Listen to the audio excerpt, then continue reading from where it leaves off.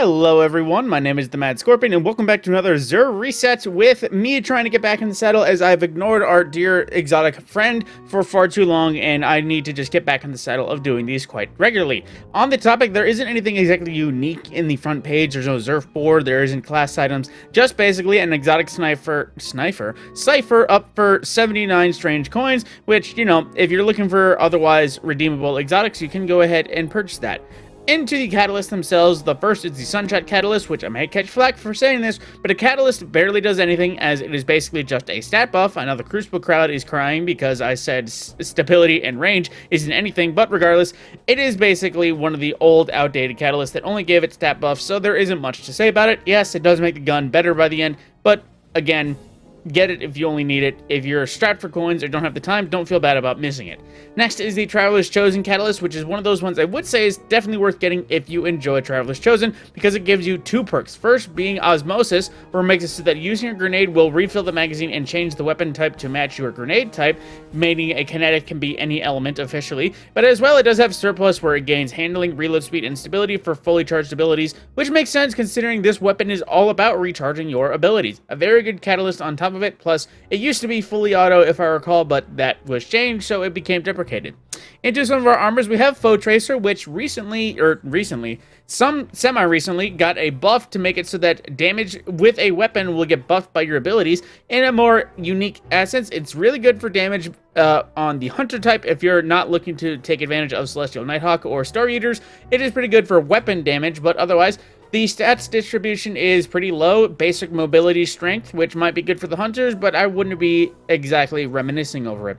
Next is the Strongholds, where it's basically Sword the Gauntlet. A unique setup, but only, again, relevant if you are running your swords. The stat distribution is kind of all around the place, and especially high mobility for Titans, I would not say it is exactly worth it.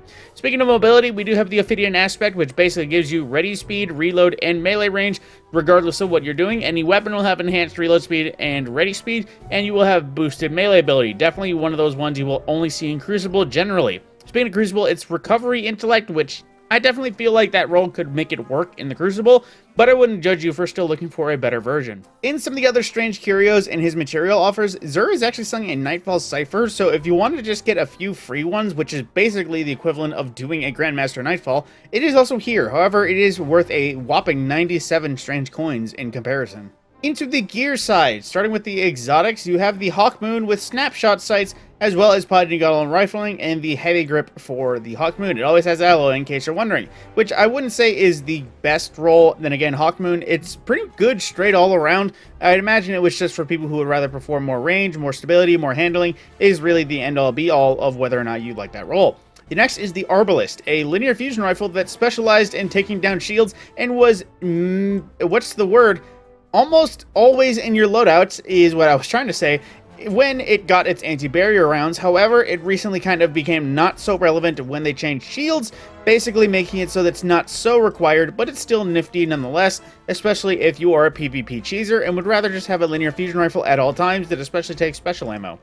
Next is the Hard Light, which is an auto rifle that has the fundamentals perk where it makes you allows you to rotate between elements at your will, and it also gives you the basic elemental capacitor buff for each thing. Solar gets reload speed and aerial effectiveness, Arc gets handling and range, and Void gets stability and aim assist as a buff.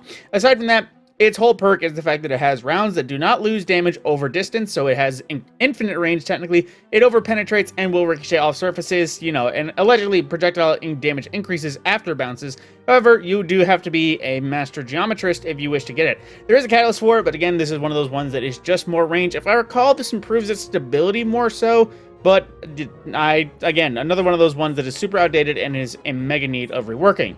Speaking of reworking, we have the Colony, which was reworked to come final shape.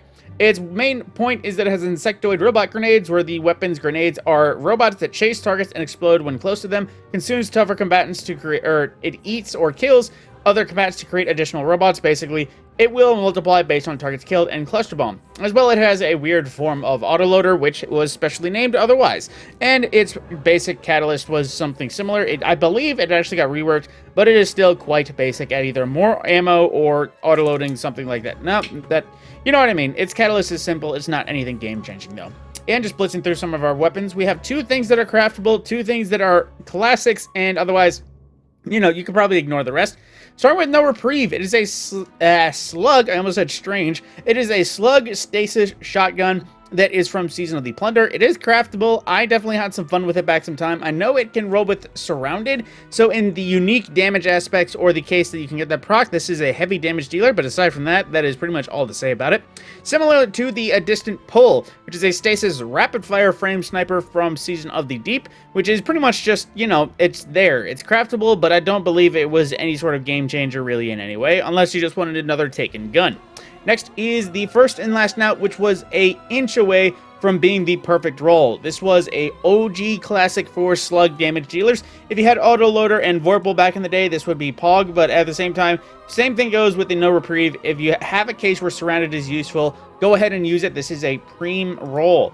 Next, speaking of Cartesian Coordinate, I'm still looking for a good version of this. This used to be a damage dealer that was to the max back when fusions were the go-to for almost anything. Although this roll isn't exactly worth it, and this is one of the last guns nowadays you can actually get a sight that can customize your range. Different than the, you know, increased or decreased zoom on mods nowadays. And then now we have, for some memes, the Interference... I almost had 5. This is 6, but it has a unique role in the fact that it can get clown cartridges in full court. The problem is, full court, it's definitely not what it used to. It sounds simple and great in case you're shooting long-range targets or bosses all the way away. However, the damage buff isn't anywhere near what, what's the word, bait and switch can get you. So the Edge Transit, the Cataphract, the VS Chill Inhibitor, all those things will likely outlive this one in terms of usefulness. And lastly, we have the original Falling Guillotine, which is a Void Sword, Vortex Frame, Relentless Strikes, and Counterattack. If you had a second thing like Whirlwind right here, this would be one of the perfect rolls, as well as Jagged Edge for the most damage. It's definitely a sword, although it is a bit of a shell of its former self once upon a time. Speaking of shells, we have the original swords for the classes. The Titans get the big Claymore, Hunters get the small katana, and the Warlocks get the basic Vortex Sword. And with that, the last bit of armor is the Hold Fast set from the Season of the Arrivals. And with that, that is everything Xur is selling in his exotic stock. My name is TheMadScorpyon. I will see you in the next video.